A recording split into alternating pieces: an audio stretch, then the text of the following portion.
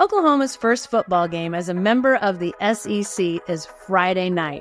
And while people are really fired up about games against Alabama and LSU, Ole Miss and Tennessee, they'll first have to endure games against Temple, Houston, and Tulane. The Owls will be the first to swoop into Norman, a game that's likely to be a blowout. So, what will we be overreacting about on Friday night? And to whom does this game matter most? We'll talk about that and much more with Tulsa World columnist Berry Tramel next on the Jenni Carlson Show. But before we get to that, I want to thank Visit Stillwater for sponsoring my coverage of college football this season. If you're headed to Stillwater for a game, you're going to want to head to visitstillwater.org. I also want to encourage you to subscribe. First, to my YouTube channel, at Jenni-Carlson. It's easy, it's free, just hit that subscribe button and it'll help me a ton.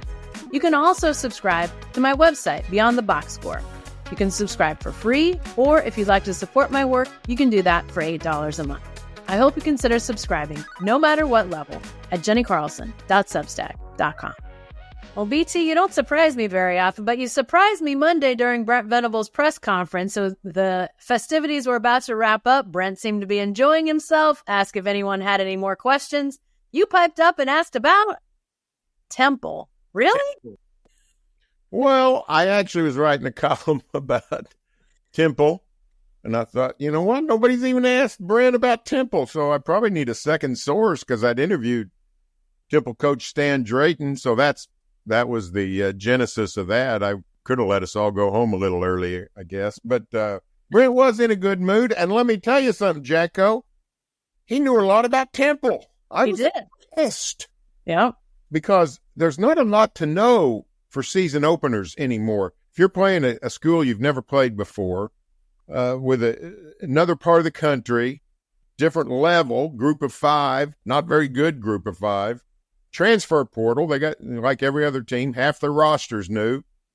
Yeah, Brent knew a lot about it, which really shouldn't surprise us, right? I mean, this is the guy that's sort of pretty honed in, so... but I thought it was a pretty enjoyable 45 minutes with Brent Venables. Yeah, for sure. He did seem in good spirits as his team points towards SEC land and obviously some easier games before they get to that point. But as you talk about Temple, what have you learned about the Owls? Anything you said a couple weeks ago when we were talking about these non-conference games that Temple would probably get beat by Oklahoma State's opening non-conference opponent, South Dakota State. Not a very good group of five program is Temple. But what have you learned about the Owls? Well, this Owl team specifically is struggling. They've had 3 straight 3-9 seasons. You know, there's talk about the commitment to football and whether it's wise or not, and I would agree with them. I don't know if it is, but maybe it is. You know, one thing I knew, but I learned it at an advanced age, and I assume most people don't know. You hear a school called Temple in Philadelphia, you just sort of naturally think, oh, this is a private school. No, it's a state school. So I never knew that. It's got 24,000 people, 24,000 students, but it's not an affluent school. It's not a well-resourced school. You know, they play at Lincoln Financial Field where the Eagles play. They don't draw much of a crowd. Had about 1,000 at a game late in the year last year. You know, the Sooners go up there next year, and seems like a decent chance they could outnumber the Temple fans. But, you know, this is a program that's had success. Matt Rule did a bang-up job as the Temple coach. He got him the Baylor job, and now, of course, he's been in the NFL and at Nebraska. Temple, people will find this hard to believe, but in 2015, Temple not only beat Penn State, they beat the tar out of Penn State. It was 27-10. Later in the year, they played Notre Dame within 24-20. So they've had some success, but it's just been hard to sustain. People steal their coach. You know, they've lost a coach to Miami, Al Golden, Baylor, Matt Rule, Georgia Tech, Jeff Collins. So, you know, Manny Diaz went up there to Temple and stayed literally a week or two. Oh, but then Miami came calling. So, you know, it's hard for them to keep success if they find it. So it's going to be an overmatched game. I don't think there's any question about that. Yeah, it sure seems that way. So you've learned some things about Temple. What do you think the rest of us are going to learn about OU from this game on Friday night? Well, I don't know. I think, I don't know what you thought, Jacko. I was stunned when we saw Jaden Jackson on the starting lineup in the 2-deep. True freshman defensive lineman. That doesn't happen. The one I know about, everybody remembers Tommy Harris, but my colleague Eric Bailey trotted out a name I'd forgotten. From 1987, Marcus Lowe was a freshman nose guard. Now, my memory is Lowe was not a great player. He didn't have a great career. I think that probably had to be some sort of injury situation, but I remember the guy. So it happens every once in a while, but that was stunning to me. So I think that's... Is that an indictment of the OU defensive line or a big, tip of the cap to Jaden Jackson? Yeah, I assume it's both. I don't think the guy's Tommy Harris. Generally speaking, you get one of those in a lifetime, and I don't know what OU's done to deserve two of them. So, I assume it sounds like he's a great player, going to be a star, but ideally he would not be starting as a true freshman. I also think it's good for the future and maybe good for the, if you look at that depth chart, he's starting at defensive tackle, and they've also got Demonic Williams and Dejon Terry as an either or at nose guard, and then two defensive ends. When OU's in a 3-man front, Jaden Jackson probably won't be out there. Right. So it's not like he's going to play, 70 snaps, I don't think. I would guess he would play 30 to 40 snaps if Temple runs 60 plays, maybe not even that many. So, OU, and this has been you've been flying this flag for the last couple of weeks. You're worried about that defensive line quality and depth. Yeah. And this is, I think this is an indication that concern is probably valid. Because if you have to rely on a true freshman defensive tackle, you're probably not real stellar to start with up front. Yeah, and I think a lot of people might be surprised that it was Jaden Jackson, the freshman, that gets the nod over David Stone, the 5-star, obviously originally from Del City, went to IMG for 2 years. So I think he was widely regarded as probably, if they were going to start one of the two freshmen on the defensive line, it would probably be him. But listening to Brent Venables talk, sounds like Stone's got a lot of talent, but maybe doesn't quite have the technique, whereas Jackson looks maybe more like he's ready with not only the physique, the skill, but also sort of the consistency of things. So that'll be interesting. For me, I'm curious about this offensive line. I know that Temple's defensive front is not going to be anywhere close to what OU is going to face down the line, or even next week against Houston particularly. But can the offensive line not shoot itself in the foot? Can it get lined up? Can it, keep pressure off of Jackson Arnold? I mean, if they can't do it against Temple, aren't we going to be, isn't the alarm bell going to go off pretty quickly if that's the case with this offensive line? You would think so. I mean, there's not much we can learn positive. Yeah. Again, when OU plays Temple, but there is some we could learn negative, right? I mean, if they win this game 31-19, and sort of coast to victory, but never put them away, you think, what's going on? It's getting a lot tougher than this.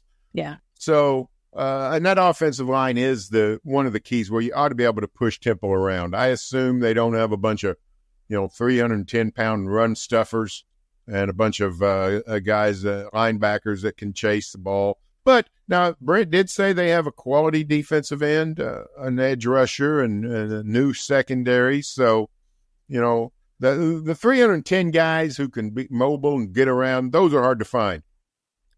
6 foot 190 guys that can run fast, they're all over America, and you can find those guys. So it wouldn't surprise you if Temple goes out there and has a bunch of tough guys from Jersey that are really tough, good athletes.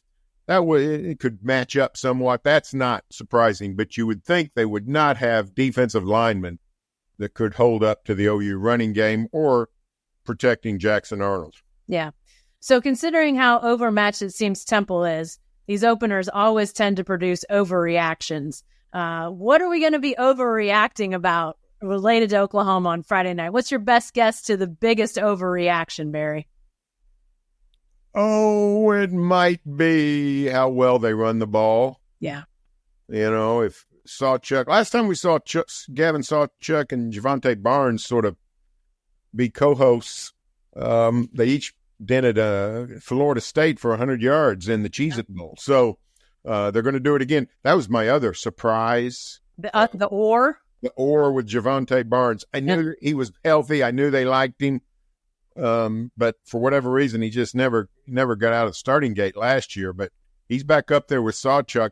I thought he was really good, particularly in that bowl game when I saw him. So I thought that was a very good sign if Barnes and Sawchuk are on an even level, because we saw Sawchuk really blossom last year, all those 100-yard games down the stretch. So if I assume they're going to run pretty good on Temple with some pretty straight. I don't think Seth Luttrell is going to trot out any fancy plays. One cool thing about this season, I hadn't even thought of it. Your show really energizes me, Jacko. I think of things I hadn't thought of. For 100 years, we've gone to Dallas knowing OU's about to open up a new section of the playbook. I assume they've done some of that in years past, but they're saving the playbook for Tennessee now. It's not Texas. They're going to. It's the Vols in Norman, and then the next week at Auburn. That's when they're going to let it all hang out and then worry about the Longhorns when the Longhorns show up. But I think it'll be pretty vanilla football, but the vanilla should be able to run that ball with Sawchuk and Barnes. I think they'll have big games. I think we're going to get excited about the rushing total. And the truth is we still won't know too much about that offensive line. I like vanilla, by the way. Good vanilla bean ice cream. Yum. I love vanilla. I got it yesterday when they offered us ice cream at the luncheon yesterday. Had all kinds of these fancy flavors. I said, "Hey, how about the vanilla? I'll take the vanilla." All right. Before we get to predictions, even though this game again looks like a blowout, all games matter. But is there somebody or a group of somebodies for Oklahoma that this game actually matters to? I mean, we've got a lot of new faces out there, Barry. Who does this game matter to most? You know what? Where I think we can tell a lot is the kicking game. First of all, those kickers, Keltner and Zach Schmidt. We found out yesterday that Keltner is going to be the kicker on field goals. Zach Schmidt will be the kickoff man, and probably if they get in position to try a long field goal, Zach Schmidt, he's got the bigger leg. But Doug Deacon, new special teams coordinator in from San Diego State. OU's just been sort of blah, not terrible, not great, just sort of whatever. You don't want to put the game in their hands, though. Right. And it's time, you found some edges that could win them some close SEC games with special teams. The hiring of Doug Deacon I thought was excellent. So I want to see some of that because if you're a well-coached team, and I have no idea if Temple is, maybe they are, maybe they aren't.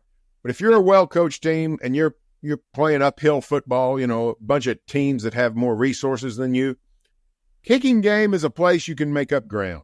So if I'm a Temple, I'm working on the special teams, very seriously and have some wrinkles. So I think that could be a place where they could actually challenge OU and play on an even field because a lot of your major colleges, we've seen it forever, don't prioritize. I don't know why, but they don't prioritize the kicking game. And if OU can hold up pretty good, even do well there, I think that would be a very good sign. I know that what you said earlier about the playbook is absolutely true. So I don't think Jackson Arnold is going to be asked to do a lot. But I think what he does, he needs to be air-free or close to air-free because the last time he was on the field, it was not all his fault by any stretch, but that starts to get in your psyche as a quarterback to a degree. So to have a game where doesn't have, interceptions, doesn't have turnovers, I think that's important for his mental game. Oh, yeah. Last time we saw him down there in San Antonio, he had 4 turnovers, that close to 5. Mm-hmm. They ruled a Jalil Farouk bobble, a fumble, and not an interception. And, justifiably, he should have had the ball, and shouldn't have gone on Jackson Arnold's ledger. But that close to 5 turnovers, so clean football would be a very good day for Jackson Arnold. He doesn't have to be like Jalen Hurts and wait till game 3 before he's got more incompletions than touchdown passes. But, you know, a good solid 0 at the end of his line, 0 interceptions. You know, I'd rather see 1-0 on the touchdown to interception ratio than 5-1, to be honest with you. So I agree with you. I think that's big for him to play well. Yeah. All right, predictions. I don't think we need to spend long on this. In the Tulsa World, you had OU 62-7. Pretty big spread there, PT. Like I said, I don't know that we need to spend a lot of time on it. Did you just pick a big number and a small number on this one? I did, and I'm sticking with it because the last time I made predictions on your show, you know, it turns out I deviated a little bit on what I said from the previous time, and you called me on it. So whatever I said in the world, whatever I said, I'm sticking with it. 62-7 sounds fantastic. Yeah, I've got a big score too. I'll go like 56-10. How about that? I'll give the special teams from Temple a little nod for a field goal there. But I do think it is going to be a rout for the Sooners on Friday night. Again, 6 p.m. kickoff Friday night. You'll be there. I'll be there. Check out Barry's stuff at TulsaWorld.com. Mine at my Substack, Beyond the Box Score. Barry, thanks for joining me. Thanks, Jacko. That's all the time we have for now, but please subscribe to my YouTube channel and my website, Beyond the Box Score. It's easy and it's free, but if you want to support my work financially, I'd appreciate that too. You can do that at jennicarlson.substack.com. Also, you can find this episode and all episodes of The Jenni Carlson Show on your favorite podcast app. If you like what you hear, please leave a review. A quick word of thanks to my video dream team, Jacqueline Musgrove and Michael Lane. Thanks for joining me, and we'll see you next time.